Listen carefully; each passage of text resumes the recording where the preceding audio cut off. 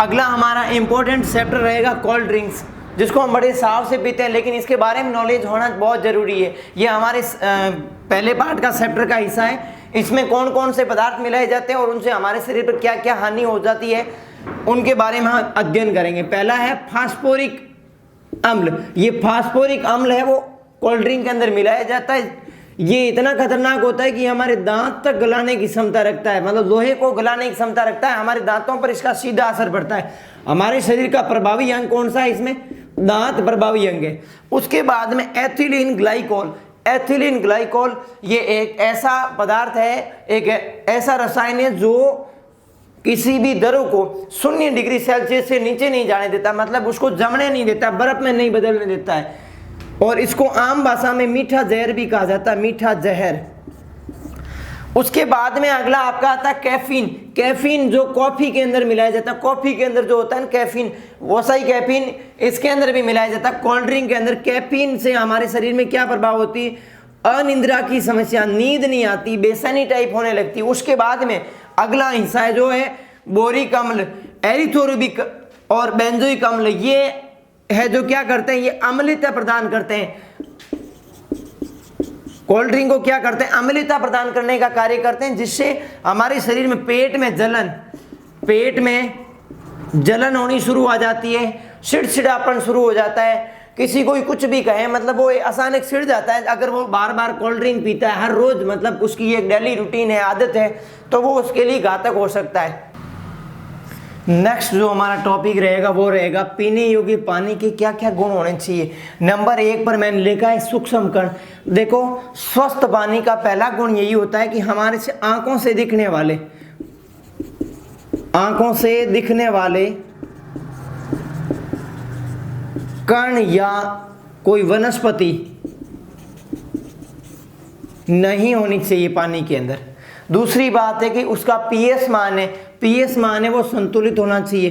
PH मान संतुलित होना चाहिए, न अम्लीयता में होना चाहिए न क्षारीयता होनी चाहिए, मतलब उदासीन टाइप का होना चाहिए। उसके बाद में O2 यानी ऑक्सीजन है वो पूर्ण रूप से घुली हुई होनी चाहिए। ऑक्सीजन की पूर्णतः मात्रा होनी चाहिए, मतलब ऑक्सीजन की पर्याप्त मात्रा होनी चाहिए। उसके बाद में अपन बात करें अगले टॉपिक की, तो हानिकारक जो सूक्ष्म कण है, हानिकारक जो हमारे शरीर को हानि पहुंचाते हैं, हानिकारक सूक्ष्म कण नहीं होने चाहिए। आपके बोर्ड एग्जाम के लिए एक बहुत इंपॉर्टेंट हिस्सा है। इसके बाद आप लिखते हो जल ही जीवन है, ये लास्ट आपका वो पैरा रह जाएगा। उसके बाद में अगला जो हमारा टॉपिक रहेगा तंबाकू के उपयोग से हानियां। देखो, तंबाकू के उपयोग से कैंसर होता है। पहली बात किसका होता है? एक तो मुंह का कैंसर होने की संभावना रहती है, मुंह, जीभ, गला और फेफड़े,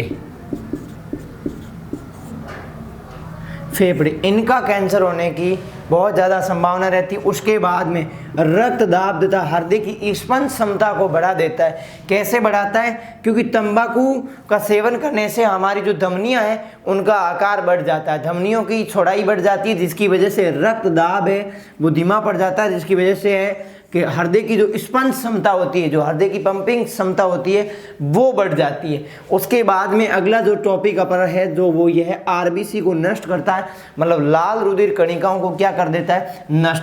तंबाकू के अंदर जैसे सिगरेट, बीड़ी, इनका सेवन करने से एक कार्बन मोनोऑक्साइड गैस होती है, CO, कार्बन मोनोऑक्साइड। ये CO जब हमारे शरीर में प्रवेश करती है तो हमारी आरबीसी को नष्ट कर देती है। मदिरा सेवन से हानियां। तो देखो, मदिरा यानी शराब का सेवन करने से, जिसको अपन C2H5 कहते हैं, एथिल अल्कोहल, ठीक है, इसका सेवन करने से हमारे शरीर का कौन कौन से अंग प्रभावित होते हैं? देखो, मदिरा सेवन से स्मरण शक्ति, जो हमारी क्षमता होती है, याद करने की जो क्षमता है, वो हम धीरे धीरे खो देते हैं अगर हम इसका दैनिक जीवन में उपयोग करते हैं। इसके बाद में जब ये रक्त प्रवाह के माध्यम से यकृत में पहुंचती है तो वहाँ इसका एक विषैला पदार्थ बनता है और उसकी वजह से एक रोग होता है जिसको वशीय यकृत रोग कहते हैं, वशीय यकृत रोग। और वो बस ये यकृत रोग इसी की ही वजह से होता है। इसके अलावा मदिरा से कार्बोहाइड्रेट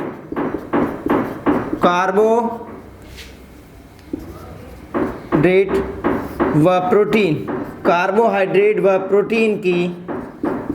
प्रोटीन का जो पाचन होता है, उसके पाचन का जो संश्लेषण है, पाचन है, उस पर प्रभाव पड़ता है। वो पाचन कम होता है, मतलब धीरे धीरे कम होने शुरू होता है। क्यों? क्योंकि कार्बोहाइड्रेट का सबसे ज्यादा पाचन होता है मुंह के अंदर, लार के अंदर। लार के अंदर कुछ ग्रंथियां होती है, 3 कर्णपुर, अधोजीवा, अधोजम ग्रंथियां होती हैं। और ये मदिरा क्या करता है, धीरे धीरे उन ग्रंथियों से जो लार आती है, उस लार को धीरे धीरे उस ग्रंथियों को नष्ट करना शुरू कर देता है। और उसकी वजह से लार मुंह में कम आएगी। और जब लार कम होगी तो कार्बोहाइड्रेट का है और प्रोटीन, कार्बोहाइड्रेट का तो बहुत ज़्यादा पाचन मुंह में होता है, तो वो पाचन नहीं हो पाएगा पूर्णतः। ठीक है। इसके अलावा आर्थिक स्थिति भी खराब हो जाती है। आर्थिक स्थिति भी इसकी वजह से खराब हो जाती है। और सामाजिक रेस्पॉन्स है जो हमें जो मतलब लोगों से रेस्पॉन्स मिलता है धीरे धीरे, वो भी है जो कम हो जाता है। मतलब एक आपकी जो अपॉर्चुनिटी है वो घट जाती है धीरे धीरे।